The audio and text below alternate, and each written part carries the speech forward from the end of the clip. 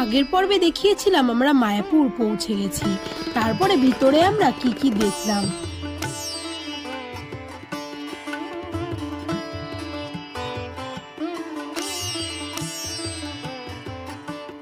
2024 সালে বলা হয়েছিল মায়াপুর ইস্কন মন্দিরটা পুরোপুরি তৈরি হয়ে যাবে, কিন্তু 2024-এও কিন্তু এখনো তৈরি হয়নি।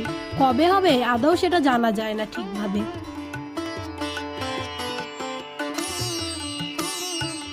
দেখো এখানে কত ছোট ছোট হনুমান বসে আছে।